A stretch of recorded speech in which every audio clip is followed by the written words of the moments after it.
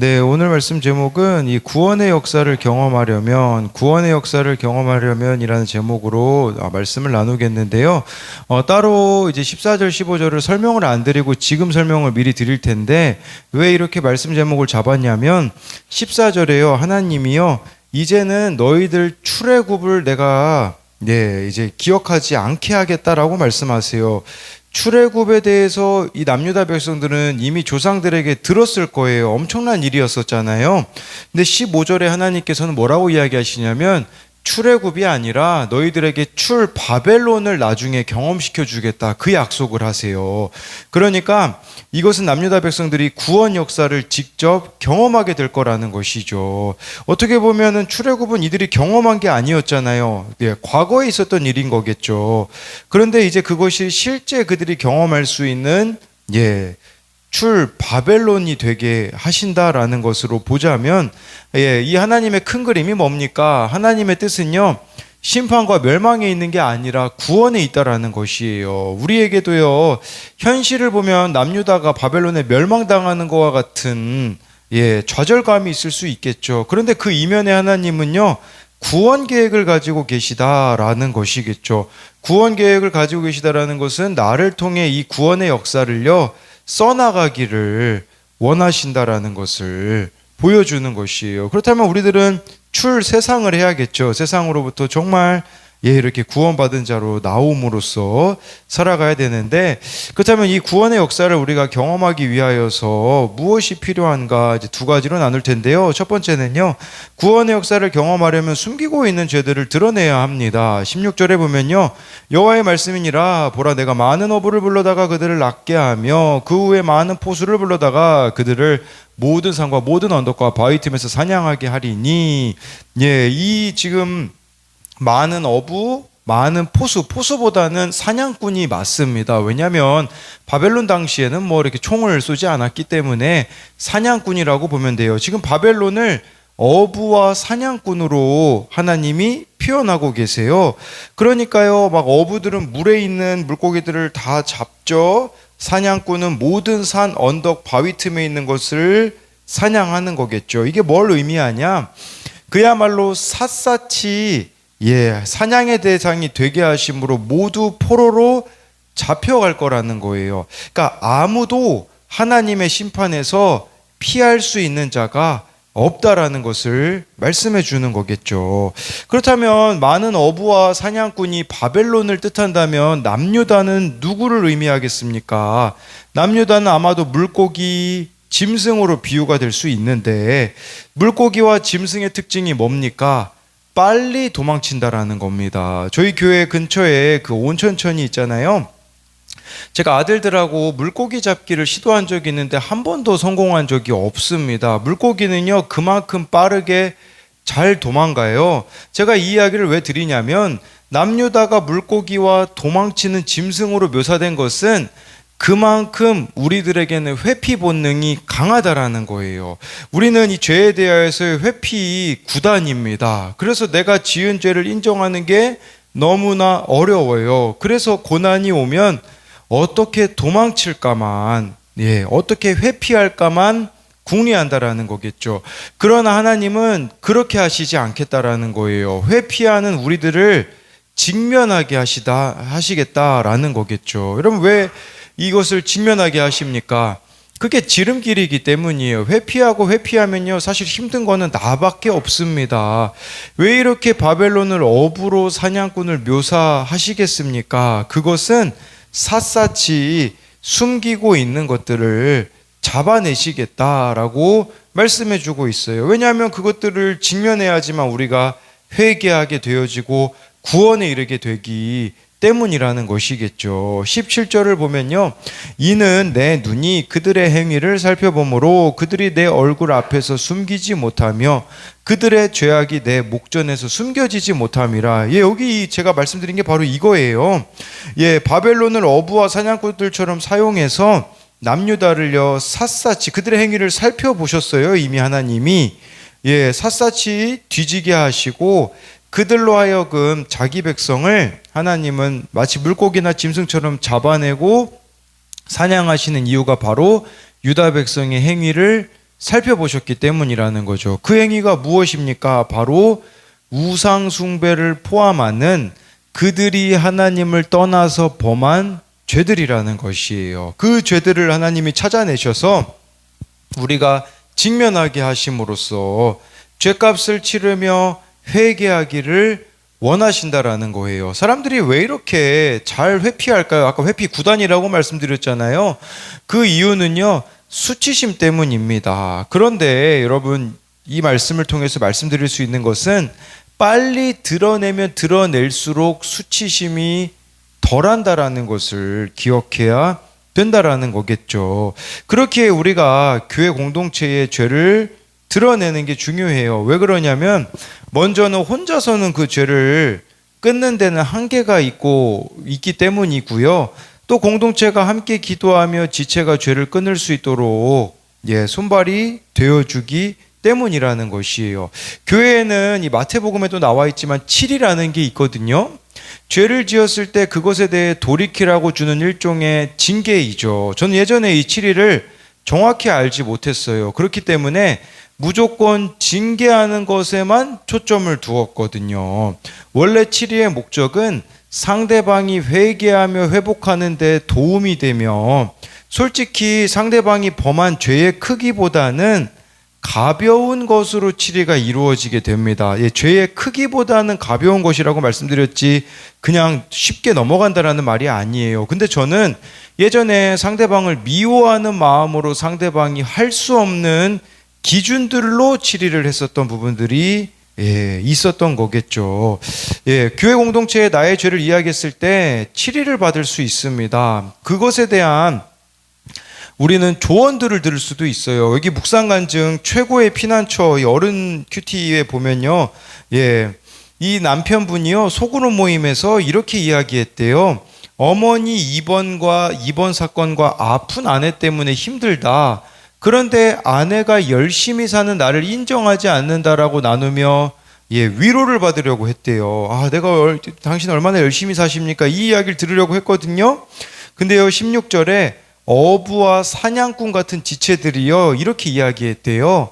경제적 책임을 지는 가장의 역할에 생색내지 마세요 라는 겉면으로 사냥을 당했다고 합니다. 그랬을 때 이분이 어떤 반응이 일어났냐?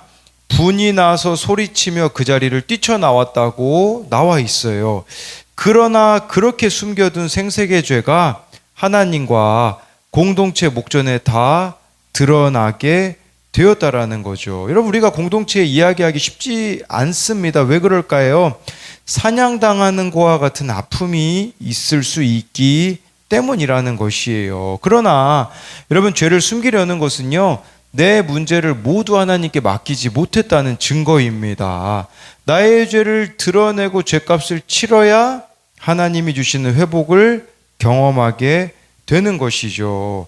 이 죄사함의 은혜를 받지 않고서는 우리는 어떤 착각을 하게 되냐면요, 그냥 상황이 조금 나아지면 마치 하나님이 용서해 주신 것 같다라는 느낌으로 신앙생활하는 사람들이 너무나 많아요. 일이 잘 풀리면 하나님이 나를 사랑하시니까 라는 식으로 생각을 하거든요. 그런데 죄사함의 은혜 없이는 회복의 은혜는 없다라는 것을 알아야 합니다. 18절에요. 내가 우선 그들의 악과 죄를 배나 갚을 것은 그들이 그 미운 물건의 시체로 내 땅을 더럽히며 그들의 가증한 것으로 내 기업에 가득하게 하였음이라.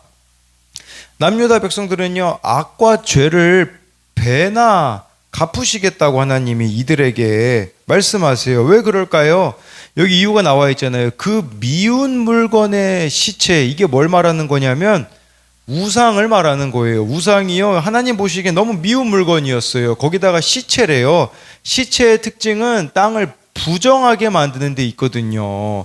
그러니까 남유다 백성들을 우상 숭배가 부정하게 만들었다라는 것이겠죠. 그래서 내 땅을 더럽혔다고, 또 가증한 것을 내 기업에 가득하게 하였다고 하지 않습니까? 그러니까 하나님이 지금 배나 이들을 벌하는 이유가 있어요. 왜 그럴까요? 그 힌트는요, 내 땅, 내 기업이란 단어에 있거든요. 하나님께서 소유권을 가지고 있는 약속의 땅을 역겨운 우상들로 채웠기 때문이겠죠. 그만큼 남유다가 세상의 중심으로서 사명을 감당하지 않았기 때문에 벌을 더 받는다라는 거예요. 여러분, 모르고 지은 죄보다요, 알고 지은 죄가 배나 벌을 받습니다. 이걸 아셔야 돼요. 여러분, 하나님이요, 책임을 물으실 때 불신자들에게 물으실까요? 신자들에게 물으실까요? 신자들에게 묻습니다. 그런데 신자들이요, 이중적인 삶을 살면요, 배나 벌을 받는다라는 것을 아셔야 되는 겁니다. 겉으로 하나님을 섬긴다고 하면서 속으로 하나님의 법을 어기는 이런 이중적인 삶은 하나님께서 벌을 배나 주실 수밖에 없다라는 거죠. 여러분, 세상 사람들보다 우리가 배로 심판을 당할 수 있음을 아셔야 합니다. 북한이 벌을 하나님 앞에서 많이 받을까요? 남한이 많이 받을까요? 남한이 많이 받습니다. 왜냐하면 한국에 교회가 얼마나 많이 있습니까? 예수 믿는 다른 사람들이 얼마나 많이 있습니까? 그러니 우리들은 하나님의 심판을 배나 당할 수 있는 것이겠죠. 우리가 만약에 말씀대로 살지 않고 이중적인 삶을 살아간다면 그렇다라는 거예요. 왜 그러냐? 우리는 하나님을 알기 때문이라는 거겠죠. 그럼에도 저와 여러분들에게 은혜가 되는 것은요, 18절에 우선이란 단어가 들어있어요. 우선이라는 게 무슨 말이겠습니까? 그 뒤에 무언가가 있다라는 거겠죠. 그 무언가가 뭡니까? 하나님이 자기 백성을 이렇게 심판하시는 것은요, 영원히 멸하시려는 것이 아니라 그들을 고쳐서 다시 회복시키시려는 구원 역사의 한 과정임을 보여주는 것이에요. 우선이라고 하는 건 끝이 아니라는 거겠죠. 그렇기 때문에 그 이면에 하나님은 바로 이들이 회개하고 회복하여서 구원의 역사를 경험하기를 원하신다라는 거예요. 그래서 이것에 대한 적용 질문은, 내 죄를 드러내시고자 하나님께서 허락하신 많은 어부와 많은 사냥꾼과 같은 사건과 또는 사람은 무엇입니까? 두 번째로는요, 아무도 모르니 그냥 넘어가자 하며 믿음의 공동체에 드러내지 않는 죄는 무엇입니까? 하나님 앞에서 어떤 죄도 숨길 수 없다는 것을 인정하기에 지체들의 권면을 잘 새겨 듣고 있습니까? 물론 묵상간증에 나온 분처럼 우리가 이렇게 갑자기 튀어나가는 이런 반응들이 있을 수 있겠지만, 그럼에도 불구하고 또 돌이킬 수 있는 기회로 삼아가야 된다라는 거겠죠. 두 번째로는요, 구원의 역사를 경험하려면요, 내 자리를 잘 지키고 있어야 합니다. 19절부터 21절인데요. 여호와 나의 힘 나의 요새 환난 날의 피난처시여 민족들이 땅 끝에서 주께 이르러 말하기를 우리 조상들의 계승한 바는 허망하고 거짓되고 무익한 것뿐이라 사람이 어찌 신 아닌 것을 자기 신으로 삼겠나이까 하리이까. 여호와께서 이르시되 보라, 이번에 그들을 내 손과 내 능력을 알려서 그들로 내 이름이 여호와인 줄을 알게 하리라. 이 19절부터 20절이 이게 그 원어로 보면요, 시로 돼 있거든요. 시로 돼 있는데 예레미야와 하나님의 대화가 시로 표현이 됐어요. 19절 20절은 예레미야가 한 말이고요, 21절은 하나님의 응답이거든요. 그러니까 지금 이렇게 시로 표현된 것은 남유다 백성을 위한 예레미야의 기도이자 기대가 담겨져 있는 거겠죠. 먼저 예레미야는 하나님을 뭐라고 부릅니까? 19절에 보면요, 나의 힘, 여호와 나의 힘, 나의 요새, 환난 날의 피난처라고 고백을 하는 것은요, 이것은 일종의 신앙 고백이라고도 할 수 있겠지만 저에게는 이렇게 다가오더라고요. 그만큼 예레미야가 자기 자리 지키기가 힘들었구나, 이 생각이 들더라고요. 예레미야가 40년 동안 예언자의 자리를 지키잖아요. 안 도망가고 지켜요. 그게 얼마나 힘들었으면 하나님을 나의 힘, 나의 요새, 환난 날의 피난처라는 것은 그에게 환난 날이 많았다라는 뜻이 아니겠습니까? 예레미야가요, 사명의 자리, 예언자의 자리를 끝까지 잘 지켰다라는 것을 보여주는 것이에요. 그러면서 이 예레미야가요, 남유다 백성들에 대한 기대감을 가지고 있어요. 그 기대감이 뭐냐면, 땅끝에서, 땅끝이라고 한다라는 것은 이 남유다 백성들이 바벨론에 끌려가서 깨닫게 되기를 원하는 거예요. 우리가 그 숭배했던, 우리 조상들이 숭배했던 그 우상들은 다 무익한 거였구나. 그 다음에 20절에 신 아닌 것들을 신으로 섬겼던 것들을 깨닫기를 원하는 거겠죠. 즉 이들이 바벨론 포로로 잡혀가서 회개하게 될 것을 정말 이렇게 예레미야가 기대했다라는 것을 말씀해 주는 거겠죠. 여러분, 우리도 이 사람에 대하여서 기대감이 저버리게 되어지는 순간들이 있어요. 언제냐? 보여지는 현실만 보면, 하고 있는 행동들만 보면요, 이 기대감을 접어버리고 싶을 때가 너무나 많이 있어요. 그런데요, 그 기대감을 접지 않을 수 있는 비결은 뭐냐? 기도하는 데 있다라는 것을 기억하셔야 됩니다. 그래서요, 정말 우리가 누군가에게 끊임없는 기도가 있어야 사람에 대한 그런 이렇게 기대감들을 저버리지 않을 수가 있는 것이겠죠. 이런 기대감이 예레미야에게는 있었다라는 것이에요. 예레미야는요, 그냥 이 남유다가 잘 되기만을 위해 기도하지 않았어요. 정말 남유다 백성들이 우상 숭배가 얼마나 허망하고 거짓되고 무익한 것을 깨닫게 되기를 원했어요. 근데 이게요, 남유다 백성뿐 아니라요, 19절에 보면요, 민족들이라고 하거든요. 무슨 뜻이냐면, 바로 이방인들도, 우리로 말하자면요, 바벨론 사람들도 또한 그 우상의 무익함을 남유다 백성들을 통해서 깨닫게 되기를 원했다라는 의미도 될 수 있거든요. 그러니까 예레미야는 민족의 구원을 넘어서 열방의 구원이 이루어지기를 기대했던 거죠. 근데 그 통로가 누구였냐? 멸망당한 남유다 백성들이었다라는 것이겠죠. 그랬을 때 정말 예레미야야말로 하나님이 맡기신 그 예언자로서 사명의 자리를 현실만 보면 참 도망갈 이유가 수십 가지였을 겁니다. 남유다 백성들도 너무나 말을 안 듣죠.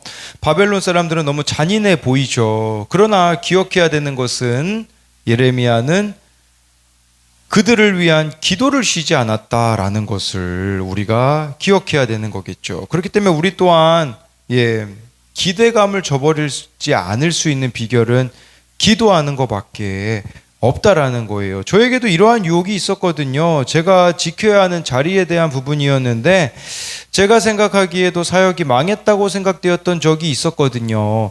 실제로 망한 게 아니냐라는 이야기를 듣기도 했습니다. 그때 가장 많이 지금껏 다른 교회들로부터 사역 제안을 받았거든요. 그런데 한 가지 질문으로 인하여서 흔들리지 않을 수 있었습니다. 그것은 뭐냐면 저에게 제안된 사역의 자리들은 제가 아니어도 가고 싶은 사람들이 많고 제가 아니라도 채워질 수 있는 자리들이었거든요. 그러나 저에게 있는 자리는 제가 지켜야 하는 자리라는 생각에 거절할 수 있었고, 또 우리들 교회 목회자 세미나를 통해 제 모습을 직면하게 되었던 거겠죠. 여러분들에게도 도망치고 싶은 자리가 있을 수 있습니다. 그것이 남편의 자리, 아내의 자리, 부모의 자리, 자녀의 자리, 학생의 자리, 우리로 말하자면 구역장의 자리도 될 수 있어요. 그런데 지키셔야 된다라는 거겠죠. 어제 구역장 모임 중에도 그런 이야기들이 나왔거든요. 정말 구역장님이 수고를 하시지만 구역원들이 변화되어지지 않는 것 같아서 힘들어하고 계시더라고요. 제가 그래서 그런 이야기를 드렸어요. 구역장님이 더 대단하시다고. 왜 대단하다고 이야기를 드렸냐면, 그렇게 구역원들이 안 변하는 것 같은데도 구역장 안 하겠다라는 이야기는 한 번도 안 하시지 않았냐고, 그게 더 귀한 거라고 이야기를 드렸거든요. 정말 안 변하는 사람들이 있는 것 속에서 끊임없이 이렇게 자리를 지키는 게 더 귀한 게 아니겠습니까? 그랬을 때 예레미야가 이런 기대감을 가지고 기도했을 때 21절에 하나님의 대답이 나와 있잖아요. 하나님의 대답은 뭐냐? 언젠가는 바벨론에 포로로 잡혀간 그들에게 하나님의 손과 능력을 알려서 그들로 하여금 하나님을 알게 하시겠다라고 말씀해 주고 있어요. 이게 그 우리나라 말 성경에는 알다라는 단어가 2번 쓰였거든요.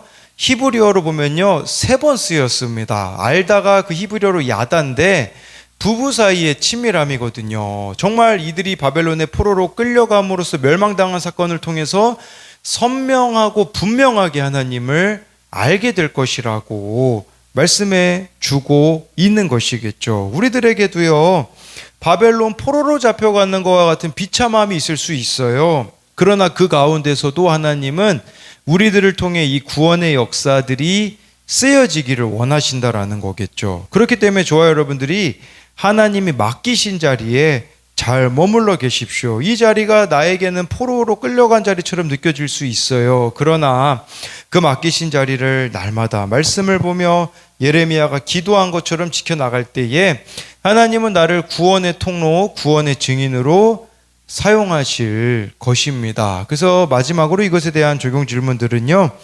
내게 하나님께서 맡기신 자리는 어디이며 맡기신 지체는 누구입니까? 보이는 모습만 보고 실망하고 있습니까? 아니면 기도하기에 기대하고 있습니까? 주어진 자리에서 말씀과 기도로 하나님을 깊이 알아가고 있습니까?